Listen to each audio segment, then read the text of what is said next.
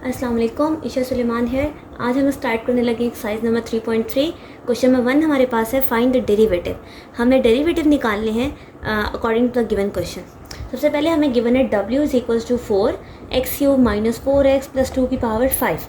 तो हमने इसका डेरिवेटिव लेना है। हमारा फंक्शन सारा किस फॉर्म में है, x का, तो हम with respect to x differentiate करेंगे। सो हम क्या लिखेंगे, differentiate with respect to x। So dw by dx of 4x³ minus 4x plus 2 की power 5।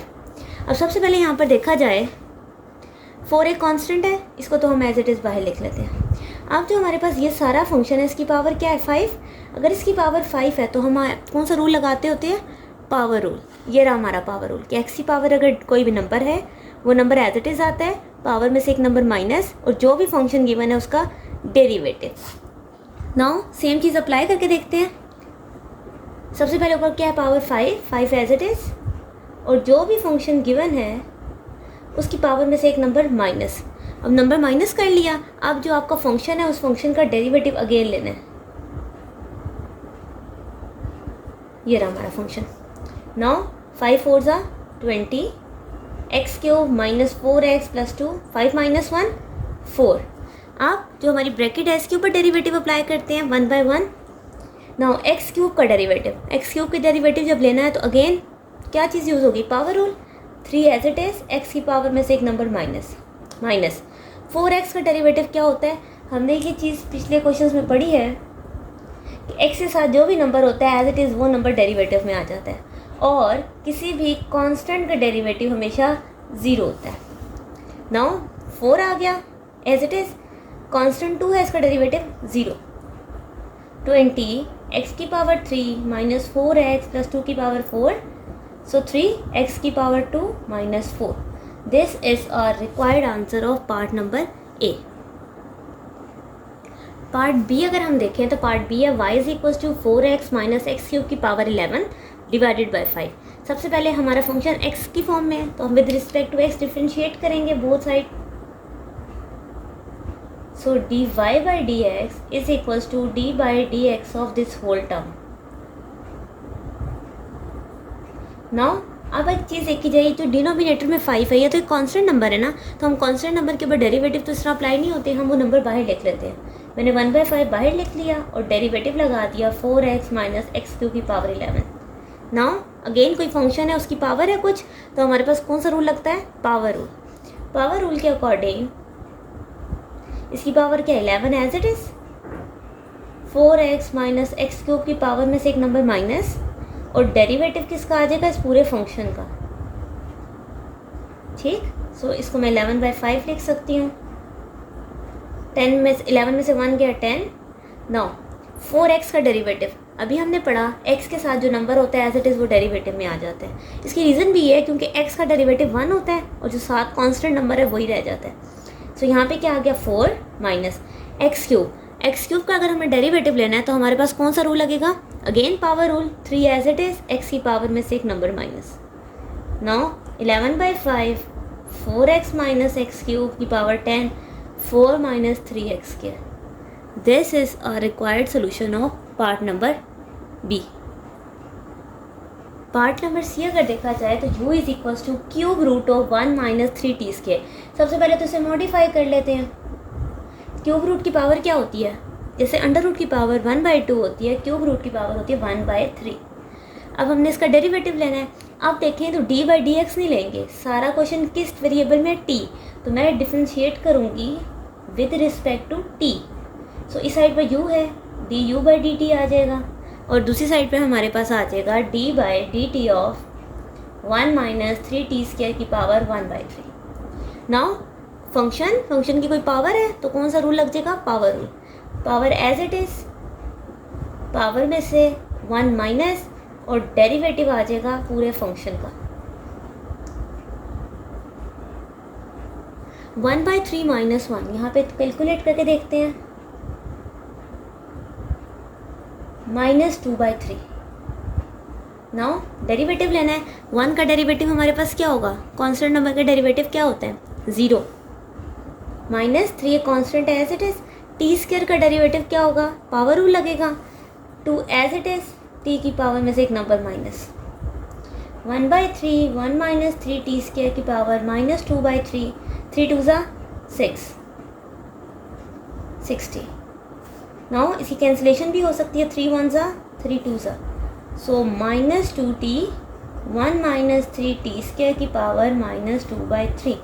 This is our required answer of part number C. Part number D देखते हैं। Part number D है s is equals to 1/3t + 1 की power 7। अब सबसे पहले तो अगर हम देखा जाए, ये पावर यहाँ नीचे 7 है, ऊपर जाके क्या हो जाएगी 3t + 1 की पावर -7। बजाय इसके कि हम इसको नीचे सॉल्व करें, मैं इसकी पावर ऊपर ले गई हूँ, तो वो पावर क्या हो गई -7। नाउ डेरिवेटिव अप्लाई करते हैं। सारा फंक्शन किस फॉर्म में, t में, तो मैं डेरिवेटिव लूँगी विद रिस्पेक्ट टू t। सो इस साइड पर s है, ds/dt d/dt ऑफ 3t + 1 की पावर -7। नाउ कौन सा रूल लगने वाला है हमारे पास, पावर रूल। पावर क्या है -7 as it is, 3t + 1 number minus, और जो भी फंक्शन है उस फंक्शन का डेरिवेटिव। सो -7 - 1 -8। अब 3t + 1 का डेरिवेटिव देखते हैं। 3t हमारे पास डेरिवेटिव क्या आने वाला है, सेम नंबर जो साथ लिखा होता है, विच इज़ 3, 1 एक कांस्टेंट है, इसका डेरिवेटिव 0। सो -7 3t + 1 की पावर -8 इंटू 3, 7 3 ज़ा 21। यस, आप इसको भी आंसर लिख सकते हो। ये पावर ऊपर -8 है ना, हम इसको अगर ऐसे लिखें तो वो +8 हो जाएगी। इनमें से आप दोनों आंसर कंसिडर कर सकते हो। तो ये था हमारा पार्ट नंबर डी। नाउ हम क्वेश्चन नंबर 2 स्टार्ट करते हैं। क्वेश्चन नंबर 2 अगेन है, हमने डेरिवेटिव निकालना है। अगर हमें डेरिवेटिव निकालना है तो हमारे पास फंक्शन गिवन है 2x - 5 की पावर क्यूब 5x - 7। अब फ़र्क इसमें यह है कि लास्ट वाले जो क्वेश्चंस थे उसके अंदर हमने डायरेक्टली एडिशन सब्ट्रैक्शन थी वो कर रहे थे।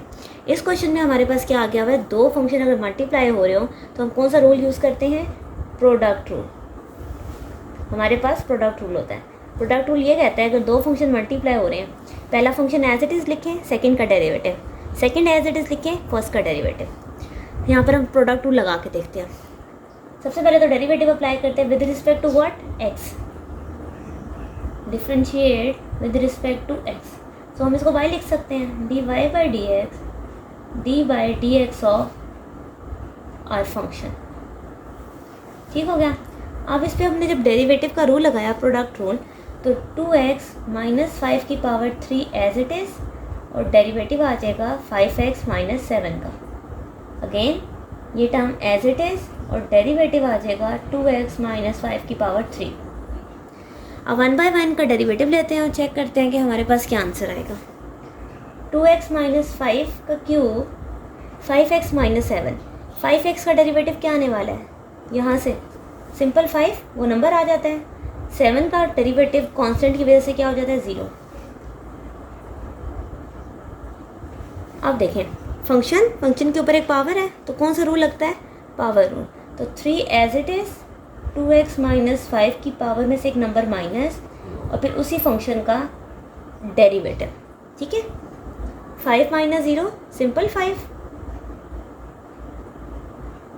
इसको थोड़ा सा देखते हैं, 3 को मैं स्टार्ट में लिख लेती हूँ। इसकी पावर 3 - 1 कितना हो गया 2। ओके, इसका डेरिवेटिव देखते हैं। 2x का डेरिवेटिव 2, 5 का डेरिवेटिव 0। नाउ यहाँ पे और यहाँ पे हमारी दोनों टर्म्स में 2x - 5 कॉमन है, इसको कॉमन निकाल लेते हैं, स्क्वायर वाली टर्म कॉमन ले लेते हैं। पीछे क्या रह गया 5, 2x - 5 प्लस ये 2 और ये 3 कितना हो गया 6, और ये स्क्वायर का स्क्वायर कॉमन चला गया। ठीक, अब हम इसको सिर्फ थोड़ा सा मॉडिफाई करेंगे, मल्टीप्लाई जो हो रहा है उसे मल्टीप्लाई करते हैं, बाकी इसको रिजॉल्व करके लिखते हैं। हमारे पास क्या आ गया, अब हम इस 5 और इन सब नंबर्स को आपस में मल्टीप्लाई करके देखते हैं। 2x - 5 का स्क्वायर, यहाँ पे क्या आ गया 5 2 ज़ा 10x, 5 5 ज़ा 25, 6 5 ज़ा 30, 6 7 ज़ा 42। ये एज इट इज़ 10 और 30 कितने हो गए 40x, 25 और 42 67। So this is our required answer. ठीक है, तो ये था हमारा पार्ट नंबर ओके जी, पार्ट नंबर बी में हमारे पास एफ ऑफ एक्स गिवन है एक्स प्लस 2 का whole square divided by x minus 1। Now अब देखा जाए तो एक फंक्शन ऊपर है और एक फंक्शन नीचे। अगर हमारे पास दो फंक्शन डिवाइड हो रहे हों तो हम कौन सा रूल यूज़ करते हैं? Quotient rule. हमारे रूल का नाम होता है कोशेंट रूल। अब कोशेंट रूल क्या कहता है? यहाँ पर मैंने कोशेंट रूल मेंशन किया है। ऊपर वाला फंक्शन एफ ऑफ एक्स, नीचे वाले का जी ऑफ एक्स। हम नीचे वाले फंक्शन का स्क्वायर लेते हैं, फिर वही फंक्शन एज इट इज़ लिखते हैं, फिर फर्स्ट वाले फंक्शन का डेरिवेटिव, प्राइम से भी हम डेरिवेटिव को डिनोट करते हैं, फिर माइनस पहला फंक्शन एज इट इज़ और इस वाले फंक्शन का डेरिवेटिव। अब इसको अप्लाई करते हैं और देखते हैं कि हमारे पास क्या रिजल्ट आता है। सबसे पहले तो हम डेरिवेटिव लेंगे विद रिस्पेक्ट टू व्हाट?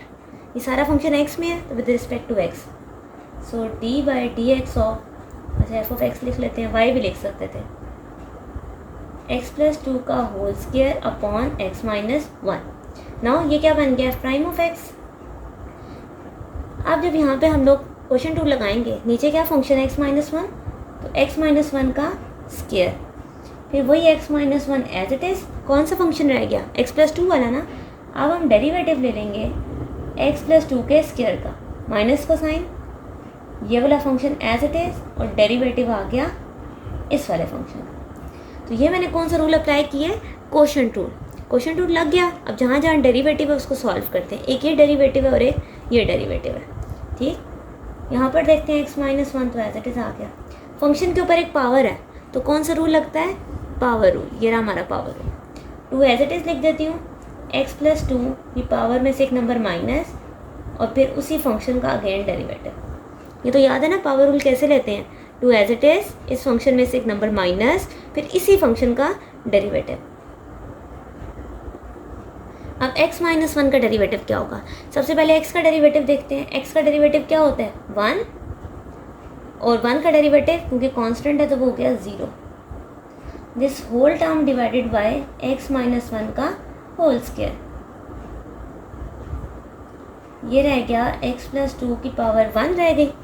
अब x का डेरिवेटिव 1 और 2 का डेरिवेटिव 0, सिंपल 1 आ गया और यहाँ पर आ गया x प्लस 2 का होल स्क्वायर। जब 1 से मल्टीप्लाई होगा तो सेम टर्म रह जाएगी, whole divided by x minus 1 का होल स्क्वायर। नाउ अगर अब हम देखा जाए तो हमारे पास क्या चीज़ कॉमन है? x प्लस 2 कॉमन ले लो, क्या रह गया? 2x माइनस 1 माइनस, और पीछे क्या रह गया? x plus 2। अब अगर मैं माइनस ओपन कर दूँ तो दोनों के साइन क्या हो गए? चेंज, या बेशक बिना चेंज के लिखे हम अगले स्टेप में चेंज कर लेते हैं। मैंने माइनस कॉमन लिया, एक टर्म यहाँ पे रह गई, ठीक। इसको थोड़ा सा सॉल्व करते हैं। 2x minus 2 minus x minus 2। सो हमारे पास अभी दोनों फर्दर सॉल्व हो सकते हैं। 2x में से x जाए, सिंपल x माइनस 2 माइनस 4। तो इसका लास्ट स्टेप मैं यहाँ ऊपर लिख देती हूँ, x प्लस 2 का फंक्शन यहाँ पर आ गया x minus 4। So this is our required answer. Part number C है, फंक्शन क्या गिवन है? 2x minus 4 upon x minus 4 की पावर 4। अब यहाँ पर देखा जाए तो सबसे पहले हम क्या कर सकते हैं? कोशेंट रूल डायरेक्ट नहीं लग सकता, क्यों? फंक्शन तो डिवाइड हो रहे हैं लेकिन उनकी होल भी तो एक पावर है। तो सबसे पहले इस पर कौन सा रूल लगेगा? Power rule. हम पावर रूल ख़त्म करेंगे और फिर चेक करेंगे। So very first step, derivative apply करते हैं। जब मैंने डेरिवेटिव लिया विद रिस्पेक्ट टू एक्स ही लेंगे क्योंकि सारा फंक्शन एक्स की फॉर्म में। तो जब मैंने इसके ऊपर डेरिवेटिव अप्लाई किया तो मेरे पास सबसे पहले कौन सा रूल यूज़ होगा? पावर रूल, क्योंकि सबसे पहले होल पावर है उसको रिजॉल्व करना है। पावर रूल क्या कहता है? 4 एज इट इज़ लिख दे और फिर पावर में से एक नंबर कम कर दें। तो 4 में से अगर एक नंबर कम किया जाए तो पीछे क्या रह जाता है? 3। और फिर जो भी वो सारा फंक्शन है उस पूरे फंक्शन का डेरिवेटिव लिया जाए। सो ये था हमारा पावर रूल। हमने पावर रूल कैसे लगाया? Power as it is, power में से एक नंबर माइनस और फिर उसी फंक्शन का डेरिवेटिव। नाउ ये चीज़ तो नॉर्मल आ गई, लेकिन यहाँ पर क्या आ गया? Derivative of a function. अब यहाँ पर देखा जाए तो दोनों फंक्शन आपस में क्या हो रहे हैं? डिवाइड। अगर दो फंक्शन आपस में डिवाइड हो रहे हैं तो कौन सा रूल लगता है?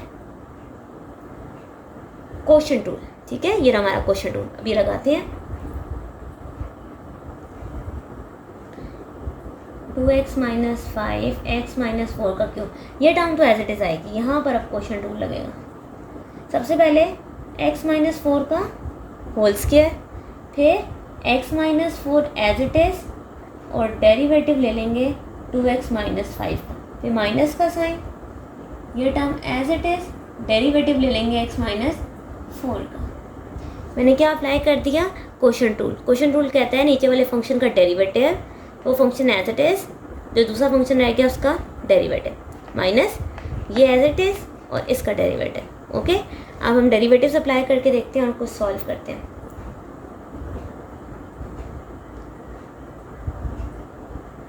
अच्छा, एक चीज़ और, 2x माइनस 5 की पूरी पावर 3 और x माइनस 4 की पूरी पावर 3 है। अब अगर देखा जाए तो इसकी पावर 3 भी है और यहाँ पर 2 भी है, तो 3 और 2 कितनी पावर्स हो गई? 5। तो मैं काम करती हूँ, इसको बाहर ही ऐसे इकट्ठा लिख लेती हूँ।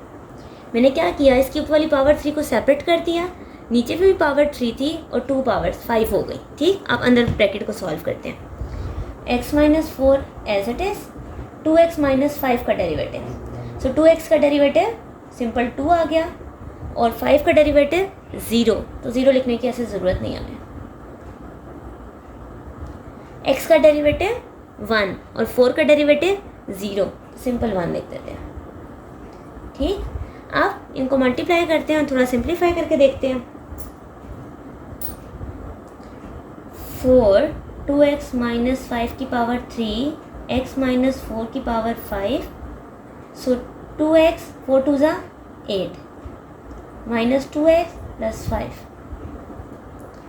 2x और 2x हो गए कैंसिल। माइनस 8 और प्लस 5 कितना होता है?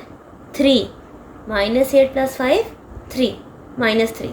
ठीक है, वो माइनस 3 और 4 जो मल्टीप्लाई हुए तो हमारे पास क्या आया, यहाँ पर हम लिख भी लेते हैं, आ गया माइनस 3। सो माइनस 3 और 4 कितने होते हैं? माइनस 12।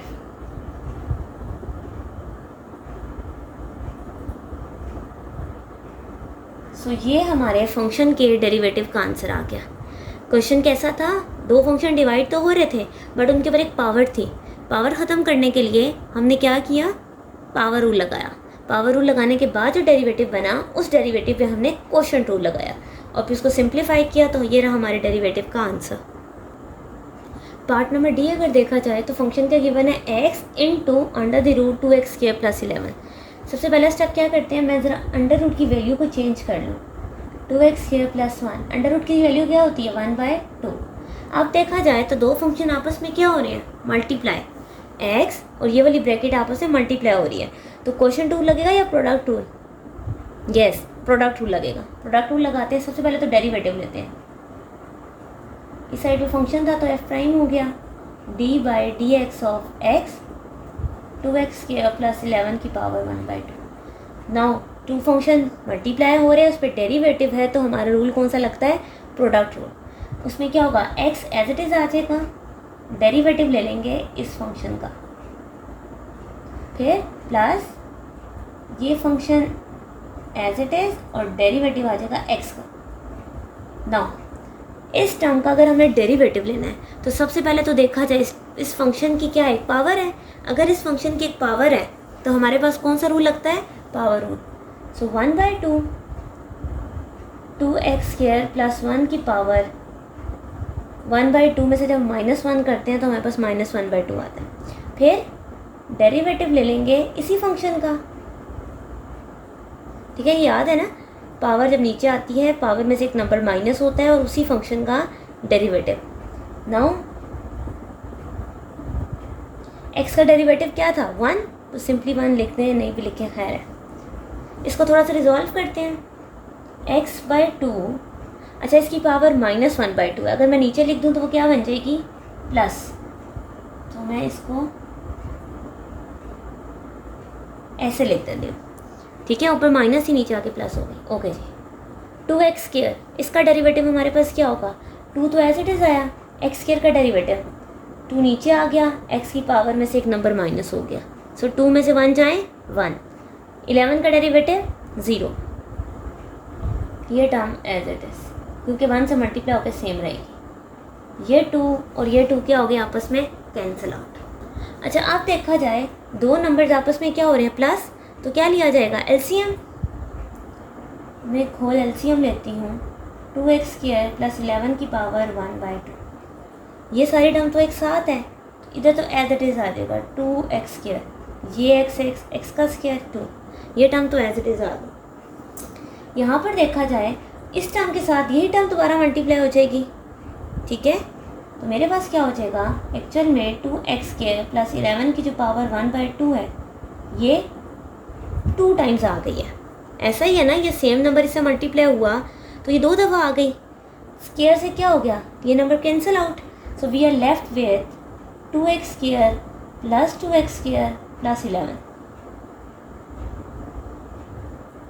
नाउ 2x² और 2x² कितना होता है 4x² + 11। नीचे वाली टर्म तो एज इट इज़ आएगी। सो this is a required answer of derivative. यहाँ पर हमने क्या किया था, एलसीएम लिया। एलसीएम लेने से सेम टर्म जब इससे मल्टीप्लाई हुई तो 2 दफ़ा टर्म आ गई, तो मैंने उस टर्म के ऊपर क्या लगा दिया स्क्वायर। स्क्वायर से स्क्वायर रूट क्या हो गया कैंसिल, और फिर हमारे पास ये टर्म्स बच गई। ठीक है, ये था हमारा part number D. So part number D का आंसर हमारे पास ये आ गया। यहाँ पर हम लोग के एक्सरसाइज के 3.3 के क्वेश्चन में 1 और 2 एंड होते हैं।